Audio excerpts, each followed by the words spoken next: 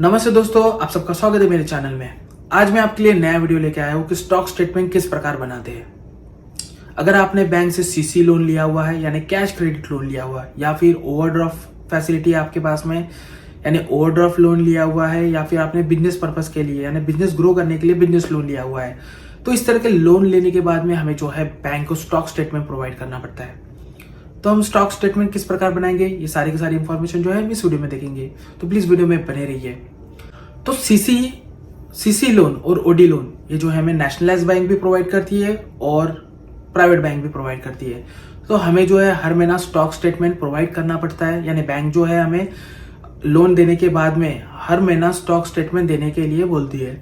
सभी बैंकों का जो है अलग अलग फॉर्मेट रहता है, लेकिन जो फाइनेंशियल डेटा प्रोवाइड करना पड़ता है हमें स्टॉक स्टेटमेंट के लिए वो सेम रहता है। अगर सपोज हम जो है मंथली स्टॉक स्टेटमेंट प्रोवाइड नहीं करते हैं बैंक को, तो बैंक जो है हमारा सीसी ओडी ब्लॉक कर सकता है। तो हमें जो है हर महीना ड्यू डेट में ही स्टॉक स्टेटमेंट देना चाहिए। तो हम स्टॉक स्टेटमेंट किस प्रकार बनाएंगे, यानी स्टॉक स्टेटमेंट के लिए किस तरह की जानकारी जो हमें देना पड़ता है। तो सबसे पहले जो है हम जिस भी महीने का स्टॉक स्टेटमेंट बना रहे उस महीने का हमें सेल का फिगर देना पड़ता है, और हमने कितना स्टॉक परचेस किया हुआ है, कितना कंज्यूम किया हुआ है, यानी ओपनिंग स्टॉक हमने कितना स्टॉक परचेस किया हुआ है, कितना कंज्यूम हुआ है, और कितना हमारे पास में क्लोजिंग स्टॉक बचा हुआ है। इस तरह की डिटेल जो हमें देना पड़ता है। उसके बाद में आपने जिन भी पार्टियों से परचेस किया हुआ है, यानी हमें जो है क्रेडिटर्स का फिगर देना पड़ता है, हमें जो है इतना पेबल अमाउंट है। यानी हम जिस भी पर्टिकुलर मंथ के लिए स्टॉक स्टेटमेंट बनाएंगे उस महीने में हमारा कितना पेबल अमाउंट है सिंडिकेटर्स का, उसका डिटेल हमें देना पड़ता है। उसके बाद में हमने जिन भी पार्टियों को सेल किया हुआ है उसका जो हमें फिगर देना पड़ता है, यानी हमारा जो डेटर्स है, रिसीवेबल है, उसका डिटेल जो है हमें प्रोवाइड करना पड़ता है। मान लो कि आपको चेक करना है आपने जितना भी लोन लिया हुआ है और आपने जो स्टॉक स्टेटमेंट बैंक को प्रोवाइड कर रहे हैं वो एलिजिबल है या नहीं। तो उसके लिए हमें जो है सन्डी डेटर्स का जो हमारा फिगर है क्लोजिंग, वो माइनस करना पड़ेगा सिंडिकेटर से। इन दोनों के बीच का जो डिफरेंस है वो हमारे जो हमने लोन लिया हुआ है उससे मैच होना चाहिए।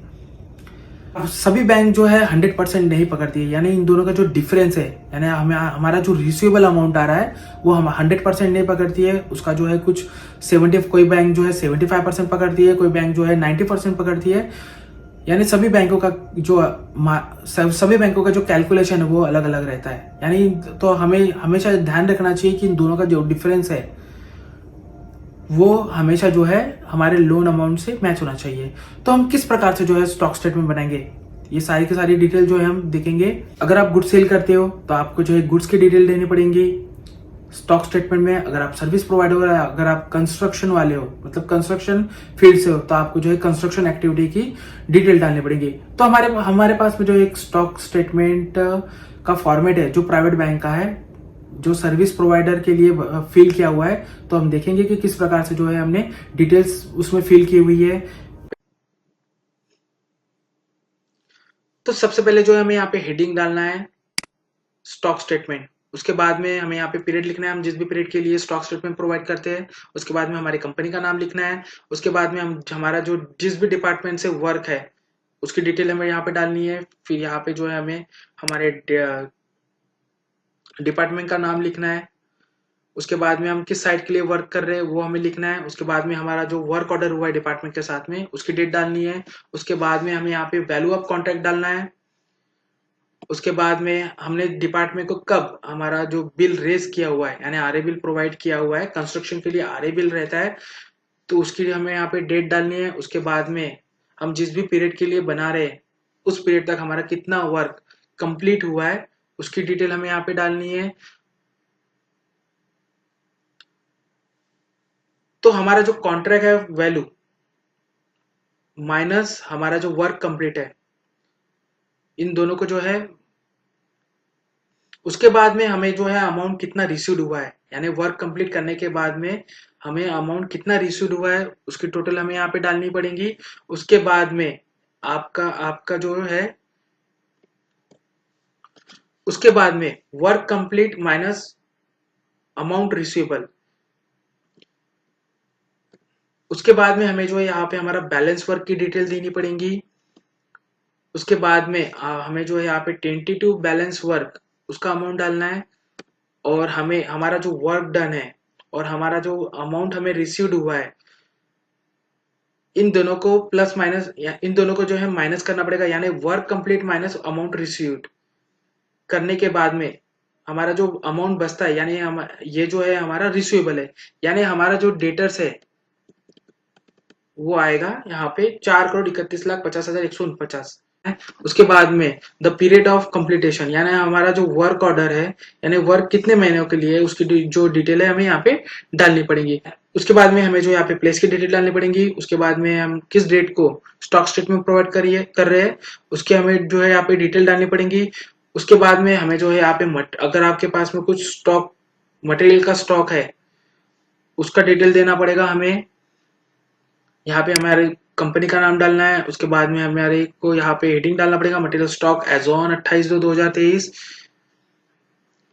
हम जो है फरवरी के लिए बना रहे हैं तो इसलिए हम जो है यहाँ पे 28/2/2023 शो कर रहे हैं। उसके बाद में हमें जो है पर्टिकुलर में हमारा स्टॉक आइटम का स्टॉक डालना है। उसके बाद में हमारे पास में कितना ओपनिंग स्टॉक है उसकी हमें डिटेल डालनी है। उसके बाद में हमने ड्यूरिंग द मंथ कितना परचेस किया हुआ उसकी डिटेल डालनी है। उसके बाद में हमने कितना मटेरियल कंज्यूम किया हुआ है उसकी डिटेल हमें यहाँ पे डालनी है। उसके बाद में जो है हमारा क्लोजिंग अमाउंट, क्लोजिंग वैल्यू कितना बचता है, कितना क्लोजिंग स्टॉक बचता है उसके हमें यहाँ पे डिटेल देना पड़ेगा। उसके बाद में हमें जो है सन्ड्री क्रेडिटर्स की डिटेल देना है। आपने ड्यूरिंग द मंथ किन मतलब जिन भी पार्टियों से ट्रांजेक्शन्स किया होगा उनका जो है हमें यहाँ पे क्लोजिंग वैल्यू लिखना पड़ेगा। जैसे सब कॉन्ट्रैक्टर्स हो गया, सप्लायर्स हो गया, और यहाँ पे जो है उन सभी पार्टियों का क्लोजिंग अमाउंट लिखना है, यानी हमें जितना भी क्लोजिंग अमाउंट देना है पार्टियों को वो हमें यहाँ पे लिखना पड़ेगा। उसके बाद में यहाँ पे जो है हमारा टोटल क्रेडिटर्स का अमाउंट शो हो रहा है। अगर आपको चेक करना है कि आपका जो स्टॉक स्टेटमेंट है वो एलिजिबल है या नहीं, आपके लोन मतलब आपने जितना भी लोन लिया हुआ है उसके लिए एलिजिबल है क्या नहीं, आप किस प्रकार चेक करोगे? तो हमें जो है हमारा जो सन्डी डेटर्स का फिगर है, सन्डी डेटर्स का जो फिगर है उसको माइनस करना पड़ेगा सन्ड्री क्रेडिटर्स से, यानी हमारा जो दोनों के बीच का जो डिफरेंस है यानी हम वो आ रहा है 3,92,12,667। एग्जाम्पल जैसे मैंने आपको वीडियो के स्टार्टिंग में बताया था कि हर बैंक जो है 100% नहीं पकड़ती है, हमारा जो रिसीवेबल अमाउंट है उसका जो है 75% या 90% जो है कंसिडर करती है। तो आप किस प्रकार चेक करोगे? कंसिडर करती है तो आप कैसे चेक करोगे कि आपका जो लोन अमाउंट है यानी आपका जो रिसीवेबल अमाउंट है वो एलिजिबल है क्या नहीं आपके लोन्स के लिए? तो आपका इन दोनों का डिफरेंस जितना भी आ रहा है, फॉर एग्जांपल अगर 75% आप बैंक पकड़ती है तो आपका जितना भी लोन अमाउंट आ रहा है उसका जो हमें यहाँ पे इंटू 75% करना है, यानी 2,94,00,000 हमारी टोटल आ रही है। यानी अगर सपोज हमारा 2.5 करोड़ का लोन है या फिर 2 करोड़ का लोन है तो हमारा जो हमने जो स्टॉक स्टेटमेंट बनाया हुआ है वो एलिजिबल है, यानी बैंक जो है कोई ऑब्जेक्शन नहीं उठा सकती है इस स्टॉक स्टेटमेंट पे। प्रकार से जो है हमें स्टॉक स्टेटमेंट देना चाहिए। हमने जो है कंस्ट्रक्शन कंपनी का स्टॉक स्टेटमेंट देखा है। अगर सपोज आप ट्रेडिंग वगैरह कंपनी, अगर सपोज आप ट्रेडर वगैरह हो, आप स्टॉक की जो है सेल परचेस करते हो तो लगभग जो है आपको इसी प्रकार से जो है डिटेल्स देने पड़ेंगी। आपको जो है सिर्फ स्टॉक की जो डिटेल है वो डिटेल वाइज प्रोवाइड करना पड़ेगा। तो हर महीना स्टॉक स्टेटमेंट देने के बाद में मार्च के एंड में सारी की सारी बैंकें यानी जो नेशनलाइज है या फिर प्राइवेट बैंक हो वो स्टॉक्स ऑडिट के लिए आती है आपके ऑफिस में। तो आपको जो है प्रॉपर तरीके से फाइनेंशियल डेटा प्रोवाइड करना चाहिए। आपके बैलेंस शीट से जो है आपका आपने जितना भी फाइनेंशियल डेटा प्रोवाइड किया हुआ है स्टॉक स्टेटमेंट में वो आपके जो है बैलेंस शीट से मैच होना चाहिए। अगर सपोज मैच नहीं होती है तो बैंक जो है आपका CCOD अकाउंट जो है ब्लॉक कर सकती है। तो अगर आपको इन्फॉर्मेशन अच्छी लगी होगी तो प्लीज वीडियो को जो है लाइक कर देना, शेयर कर देना अपने दोस्तों के साथ में और चैनल को जो है सब्सक्राइब कर देना। तो मिलते हैं नेक्स्ट वीडियो में, तब तक के लिए जय हिंद जय भारत।